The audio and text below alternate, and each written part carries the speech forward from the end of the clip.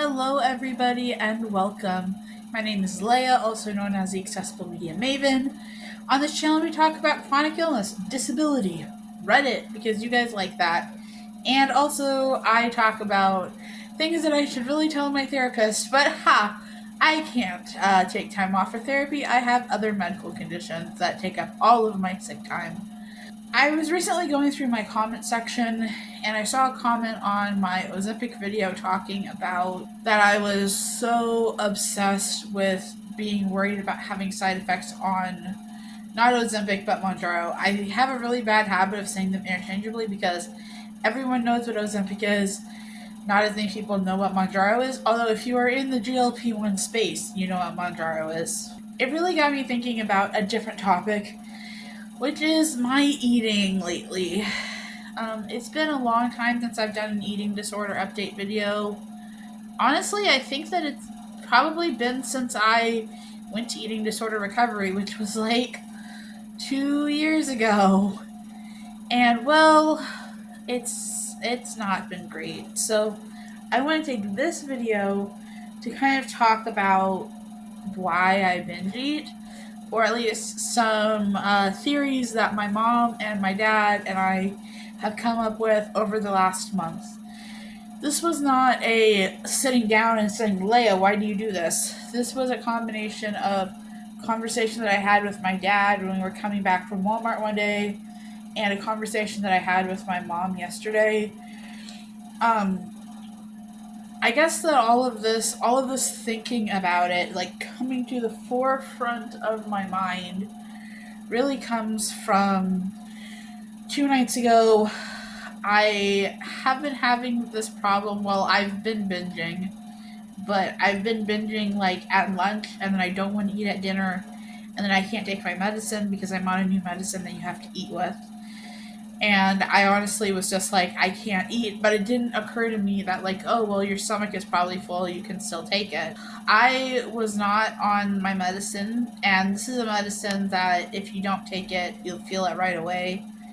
And so I was laying in bed awake, having existential crisis thoughts. And I was thinking to myself, oh, wow, I really want to watch this YouTuber that I find quite comforting. I'm not going to say her name, and you'll understand why in a second. And so I was like, I should go watch this YouTuber. I should put her videos on. They're very comforting to me whenever I'm feeling this way. And right away I couldn't find them, and I remembered, or maybe I had forgotten, that she had unlisted a whole bunch of her videos. And so I was sad about that and going through all this stuff. But then yesterday, which would be Monday, I remembered, well, I decided to look and see at this playlist that had her videos in it. And it was her videos and someone else's videos. And you know, if a video gets privated, it'll say, like, video has been privated. But I scrolled through and I was like, lo and behold, there is her stuff. Now, I'm not going to say her name because she did unlist the videos. It's a very long story as to why I think she unlisted them and didn't private them, but I think that it had partly to do with, you know, if you Googled her name, then all of this stuff about eating disorders came up.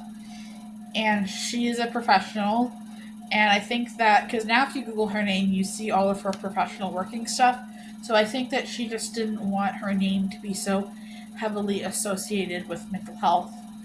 Which is fine, it's understandable, especially, you know, when you are a young person starting out, you want your career to be about your career and not your YouTube. So, and I will say that I'm very lucky in that regard because I have Googled myself, and since I don't use my real name on my YouTube channel doesn't come up first. It is like LinkedIn and Muck Rack and articles that I've written. I was watching her videos because they are like comfort food to me. And it brought me back to a thought that I had a discussion with my mom, is that I think that part of why I binge is that I binge on very specific things. I binge on chips and salsa. I binge on Taco Bell. And that's pretty much it. And I couldn't figure out why it is that Taco Bell isn't a safe food for me. Anytime that I get it, I have a hard time just like keeping it. And honestly, when I was taking Monjaro and I feel less inclined to binge eat, I didn't have Taco Bell for like 2 weeks. I've had it a couple times in the last week, but I didn't have Taco Bell for several weeks, and I was like, wow, why is this? And then I had a discussion with my mom, and I think it's because one thing about autistic people and why autistic people like processed food so much is that if you get an apple, you can get a tart apple, you can get a sweet apple, you can get an apple that is slightly hard, you can get an apple that's very hard, there's a whole spectrum of apples depending on when they're picked, when you buy them at the store, when you eat them, how you keep them, all of that. And it's the same thing with like bananas and strawberries and grapes. And I know I'm using fresh fruit here, but it's also the same thing with bread, although I try to stay away from bread now. But things like ramen noodles, even ramen noodles, I would say, if you don't cook them right, you can cook them. Like, I've had lots of bowls of ramen noodles that I didn't like because I didn't cook them right. Even though I think that I'm doing the exact same thing, they just don't cook to the consistency that I want. Whereas, a place like Taco Bell, their brand is the same. It is like having that comfort food that when you go to Taco Bell and you get a beefy 5-layer burrito, it's always a beefy 5-layer burrito. It always has beans and rice and meat and cheese and sour cream. Like, it always has those things. And it's a comfort. And so I think that part of why I am so interested in binging on really unhealthy foods is because those foods are intentionally a comfort. They are intended to be the same. It's intended to be that every potato chip is like the last one.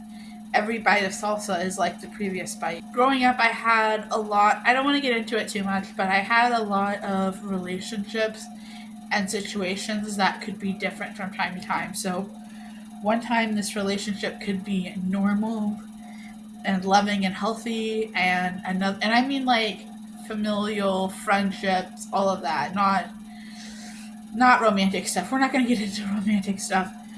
But I had a lot of relationships where it was like one time things would be normal and one time they wouldn't be. Where I had family members who would kind of float in and out of my life, and when they were in my life, it was intense all the time, talking on the phone, texting, coming to see me, and then they would just disappear for months or years at a time. And I think that caused stress. And I'm at a point with my career, I can't really talk about what's going on because part of it is speculative, but, I'm sure that you have seen the news. I'm sure that you have seen that things are not looking great for government workers. And yes, I work for the state government, but I work as a part of a federal contract. So without the federal contract, I don't have a job. And I think that, in addition, another thing that's really inconsistent and really wishy-washy is my stomach. A little Monjaro update now that I'm taking the 4th shot, I do kind of have a little bit of nausea, but it's inconsistent about what I can eat and what I can't eat. There are some things that, like, no, I can never eat potato soup. No, I can never eat chili. No, I can never eat super greasy meats. But other times, it's like, sometimes I can eat Taco Bell. Sometimes I can eat oatmeal. Sometimes I can eat food that I want to enjoy, and other times I can't. Sometimes I can have a beautiful soup from Progresso. Other times it makes me throw up. And that's really difficult for me personally because I never quite know what's going on. I never quite know what's happening. And I think that during when I was first developing binging, I would binge and then I would throw up. And that was consistent. And then the amount that I needed to throw up was getting more and more. I don't have bulimia because I generally don't compensate. I'm going to go back and assume that you guys haven't watched all of the my 2 or 3 eating disorder videos. But I have a history of atypical anorexia and a history of binge eating disorder. And the way it works is that sometimes when I get stressed out, I need to exert control over my life. And how do I exert control over my life? Through food. I lose a whole bunch of weight. I literally go crazy, ruin friendships, end up in the hospital. It's bad. But on the other hand, sometimes when I'm just so depressed and so out of control, I binge. And I eat a whole bunch, and I take money, and I order lots of food from wherever because I feel depressed. And I eat and eat and eat. I notice a lot of times that whenever I am coming out of a binging episode, at least as of late, that I come out of a binging episode into atypical anorexia. And I've never gotten severe enough, but I just remember going to Chicago the first time. So not when I lived in Chicago, but when I was there for eating disorder recovery.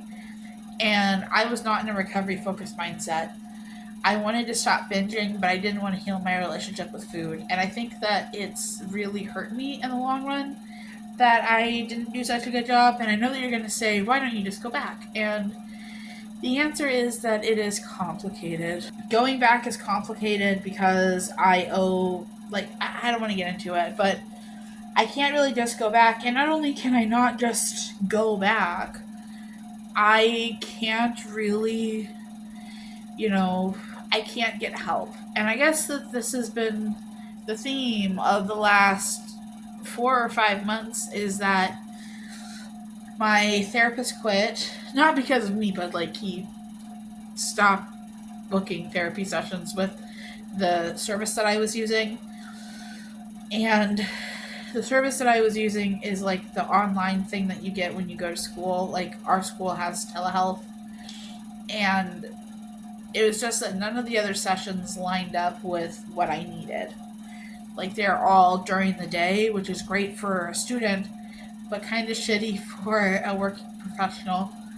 And I'm supposed to be on the therapy list. This is a hard video to me because it's basically admitting that not only am I back to binging, I've gained a considerable amount of weight since I've moved out because I've been back to binging, and I get quite triggered by reading things about binge eating disorder online. That's why I kind of avoid the BED subreddit. But I know that it's time to get back to recovery, and I was watching, the reason why I brought the YouTuber up is I was watching the video of hers, and I don't know, it's any time, it's kind of like how when you are iron deficient, you can tell because you just want to eat ice.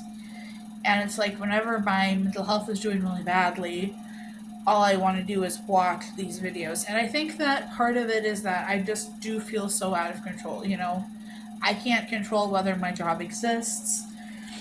And I know that I might die if my job doesn't exist, I have a lot of anxiety about it. Now, my parents tell me it's going to be okay. They say, you'll get a job at Walmart. You can go get a job at these places. Because I'm very fortunate that my parents have bought it's a long story, but my parents have obtained a motorized scooter for me to use so that if I were to need to be in a scooter, I could use it. And my dad and I have talked about, is it getting to be that time?